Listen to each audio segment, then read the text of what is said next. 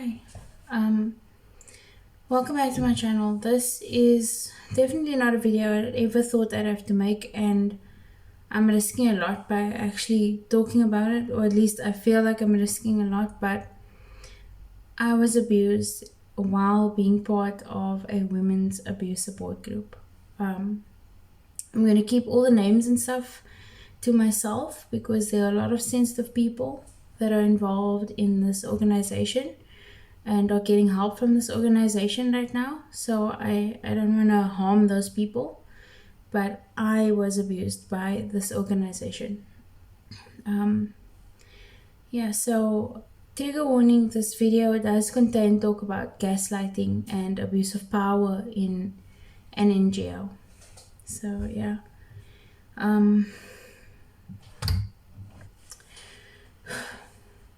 So the situation, there's no how to about it. The situation happened like this. There was a coach that was part of an abused women's organization and offered her services for free. I decided to take up the opportunity because I hadn't been in a good space in whatever situation I was in. I'm not going to talk about that either because there are also sensitive people in the middle of that situation. But what essentially happened was she offered her services and I decided to take them.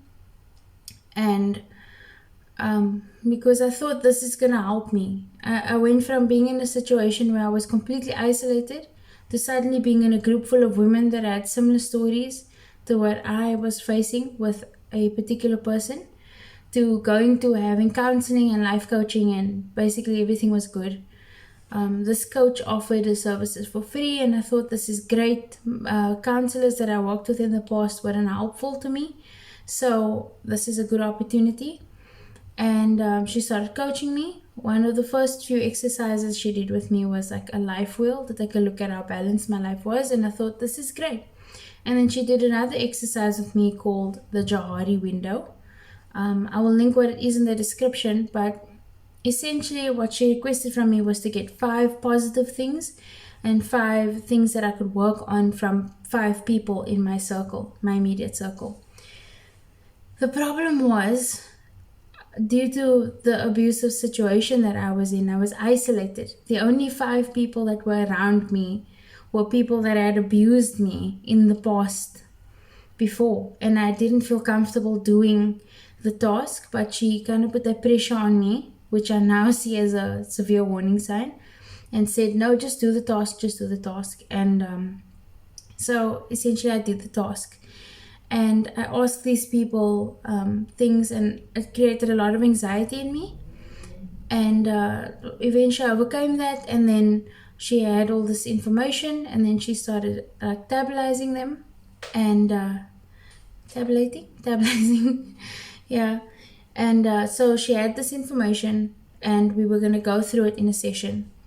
And so I kind of felt like there were a lot of instances where she used me as her teacher's pet, as she used me as an opportunity to say, hey, look how good my coaching skills are, to this group of other people that we were a part of. I'm not going to exempt myself from the responsibility. I also said, oh yeah, you can use me as an example, because I thought I was doing something good, something helpful for her and for myself as well, and I wanted to show appreciation. But what happened was, when we started to unpack the task from these people who had said, who had given these 5 positive, 5 negative things about me, there were conclusions that I came to at the end of our session. I wrote them down here so that I could keep track of what my thoughts were at the time of the end of the session. These were the 3 things that I wrote, right? And if you know anything about abuse and trauma, you'll know that this is a dangerous space for someone who's been in an abusive relationship to be in terms of mentality, because there's a very specific name for it. So after our session, these were the 3 things I wrote down, one of which, the last thing, was actually taken from a quote that she had made in our conversation. The first one was, bad relationships don't mean bad person. They just mean we're not meeting each other's needs. I'm not willing to talk about the type of relationship or who the individual is involved in my situation. The second thing is there are no obsoletes when it comes to relationships, right?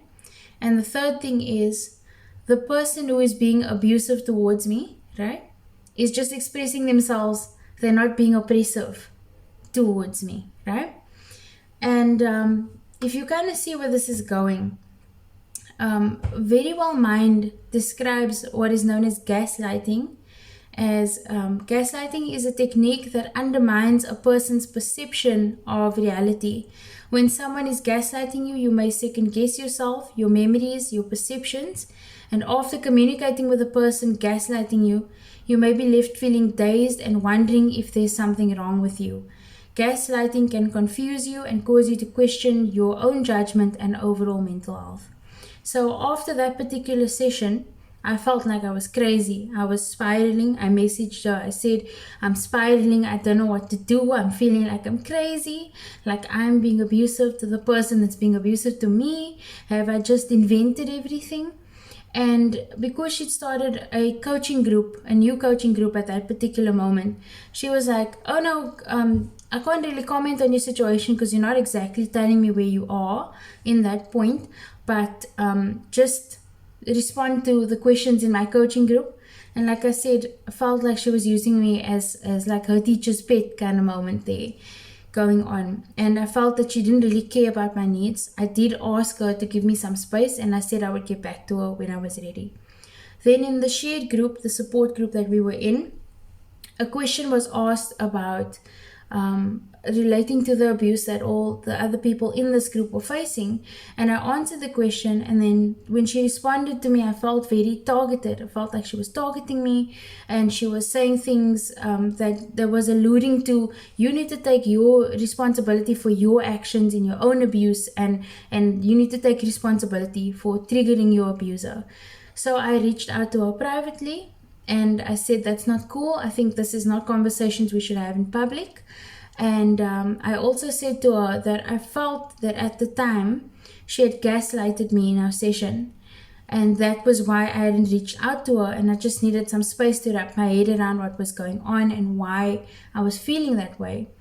And she responded by removing me from the coaching group, saying to me that I should listen to her voice notes, and she doesn't think I'm ready for her coaching, etc., etc. And she's now putting down a boundary by removing me from things.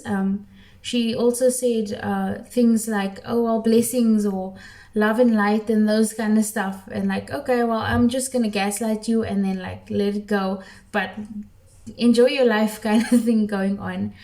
And she said she was enforcing a boundary on me when I mentioned I felt that what she did was uncomfortable for me and that what I felt was gaslighted.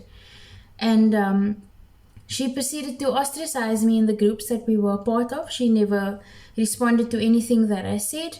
It took me a while to get back to happy normal, a very long time. It was very agonizing for me to have this experience coming from a place of already being abused, coming to reach out to this organization to help me because I'm being abused, and then being gaslighted on top of it. I spoke to my counselor, and my counselor was like, okay, you need to think about what you're going to do, and maybe you should reach out to the organization's founder and all that stuff because you're not feeling comfortable being part of the group anymore. So eventually I reached out to the organization's founder, and she said she's making my situation a priority, but despite that, it took her weeks to get back to me. Before I reached out, this person had become the coach, had become like an integral part of the organization, had been bumped up to like co-founder kind of status in the organization. So when I messaged the founder, I said to her, listen, I just want to leave this group now because I can't be a part of this anymore. And she was like, no, we'll sort this out. I'll make it a priority. And she didn't make it a priority, and I was too nervous and I didn't make it a priority. But eventually it got to the point where I thought, you know what, I can't live like this uncomfortable in this group, so I have to try and do something. And I spoke to her, and she asked me what my objectives are from talking to her, what I want to get out of it, and what asked me to tell her what happened with my story and explain myself, and so I did. And then when she asked me what the objectives are, do I want an apology? I said, no, I think maybe we should talk about it and maybe find out why I felt that way and what was said and how things came across, so that we can come to a suitable solution. And what happened was, a couple days later, without warning, the founder of this organization kicked me from this abuse support group and from the legal support groups as well. She kicked me out of the groups without warning, and then sent me this message that I'm going to read to you. Please don't forget that I've redacted a bunch of things, so because I'm not willing to talk about certain things in this video. So she said, hi, I hope this finds you well. As the founder of this organization, I have taken it upon myself to reach out and address a few points. Firstly, thank you for reaching out and entrusting us to assist you. Your initial message was for counseling, which I assisted you with immediately. You were undecided with regards to any legal action. Subsequently, you opted to accept help from your personal church. On this certain date, you were assisted with coaching, which, as you should know, is very different to counseling and is an action-based method of not only looking at your present situation, but seeks to assist in moving forward in life by working on self. Unfortunately, your experience was unfruitful. However, since then, you've not approached the organization with domestic violence matters, which is what the organization encompasses.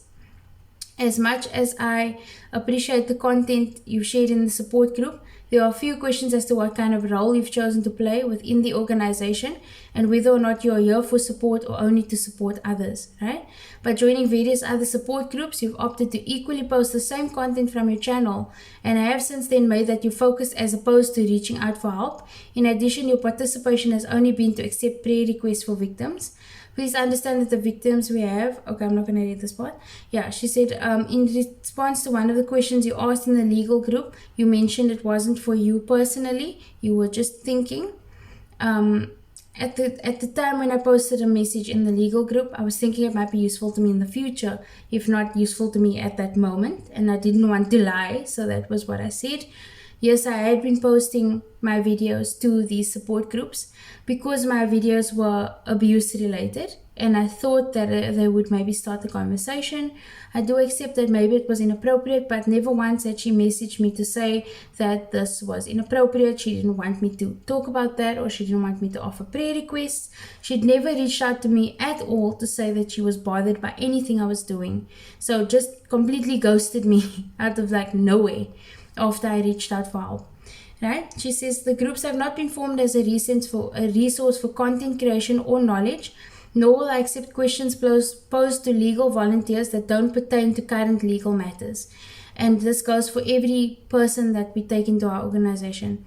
So please note that this is nowhere on the site or on the group at all. There's no thing that says you can't actually ask a question that's a legal related question, but it's not currently pertaining to a situation that you are in. There's nothing in the group that says that, and in their rules on the groups, right? And then she says, furthermore, the relationships that I have built with esteemed members are unfortunately not at everyone's disposal, though I appreciate the enthusiasm. I think she's referring to the fact that I spoke to her just to ask if she's associated with another domestic violence and abuse organization. The reason I joined multiple groups was to try and see what's the ones that are going to offer me personally, first of all, the best experience. I wanted to see who's talking about what and why they're talking about certain things and how they approach things differently for me personally, and also because if I interact with other people, I want to recommend somebody to the best place where I got the most help for whatever situation I'm facing or whatever things are pertaining to my situation. So that's really my reasoning. But she didn't ask me any of this information. She just made a whole bunch of assumptions and then decided, goodbye, you've mentioned something about somebody else that you've spoken to that was a problem, and I'm kicking you out for being honest, essentially is what I got. I laugh now, but that's a nervous tick, because I do that often and it sucks because people don't take me seriously because I have a nervous tickle kind of thing going on. So she says, at our organization, our mandate is to help victims of violence and abuse, and currently you do not meet our mandate as you do not require any assistance. The organization wishes you the best of luck with not only your channel, which you're very passionate about, but with your situation and your family and your community and your religion. Lastly, may you find peace within your fight for all to be accepted within your religious community. Now, I'd never intended to make this thing about my religion. I just practice my religion, and that's my belief system. And if she had said to me at any point, this is not appropriate, please stop what you're doing, I would have thought, okay, cool, I'll stop it. Because this has happened several times where I posted something to the group and she has said to me, this is not cool, take it down. This is not good, take it down. And I have done that in the past without a fight. I've also seen times when other people did it, but people who were part of the life coach was part of the organization and maybe close friends with the founder was allowed to do the same thing in a different way, but she never got reprimanded. So I don't know if that was important or anything to be noticed. Anyway, my response was, hi, I hope you're well. Thank you for messaging me. I would have appreciated some more discussion because I'm still in an abusive situation, though my situation has differed now. It's changed a bit. I appreciate you informing me what's happening. However, I don't feel that the situation with the life coach was satisfactorily resolved. I do feel this was a little bit of a cop-out, and I feel that I've now been punished not once but twice for speaking out about gaslighting. There's no excuse for it, it was gaslighting. Instead of clearing the conversation and asking for what I would like to do going forward, because I was intending to ask you if I could volunteer somewhere and try and be of help somehow, considering that my situation had improved a bit. I said perhaps even being placed on a different group without a life coach to make things easier for you. I'm very disappointed that you didn't even think to check with me what was going on in my situation.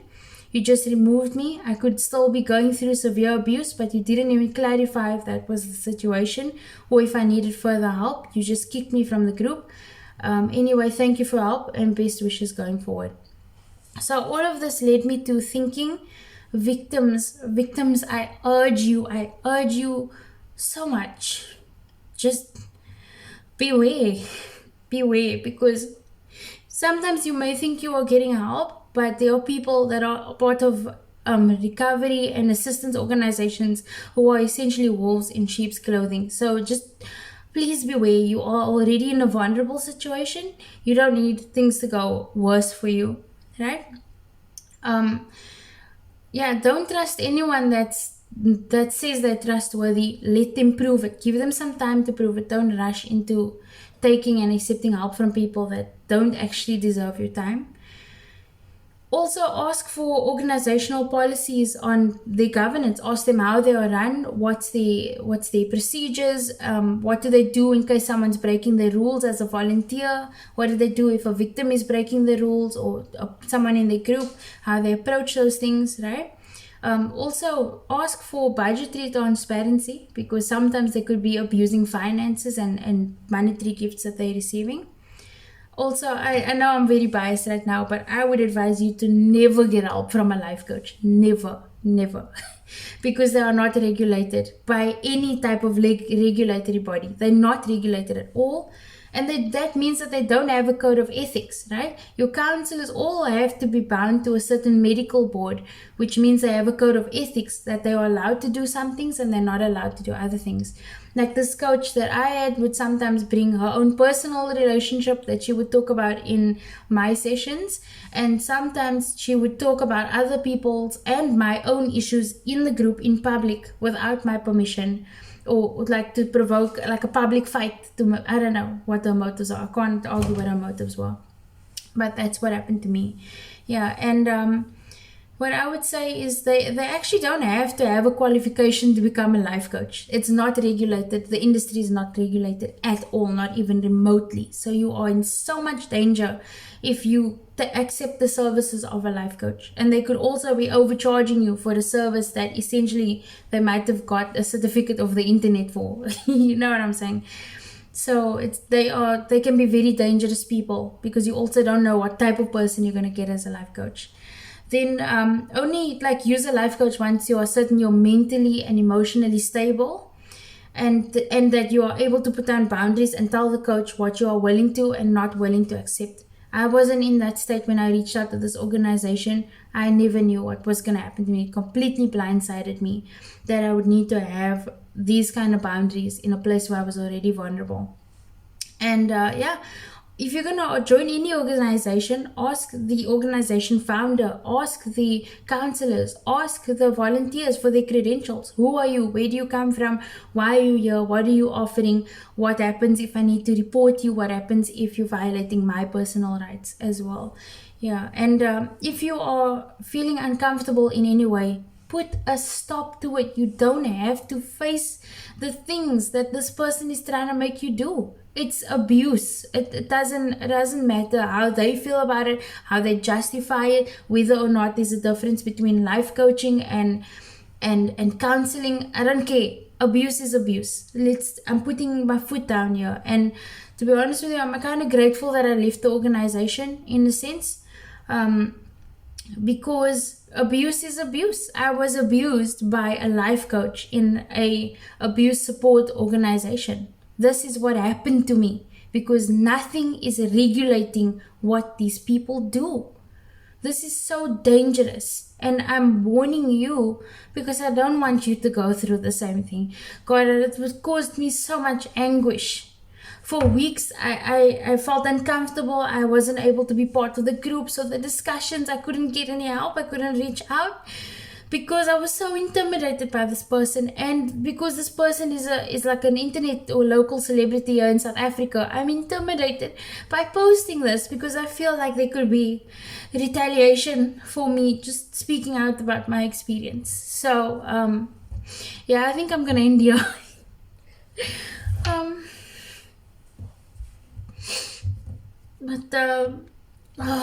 Okay. Thank you for joining me, and thank you for joining me.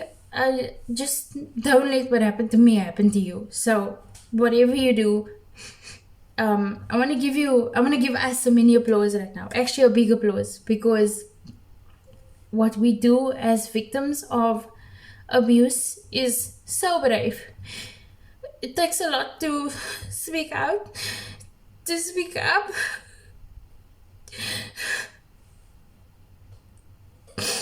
It takes a lot to approach someone and say, I think I'm being abused, and it's really weird of them to abuse you anyway. But okay, bye.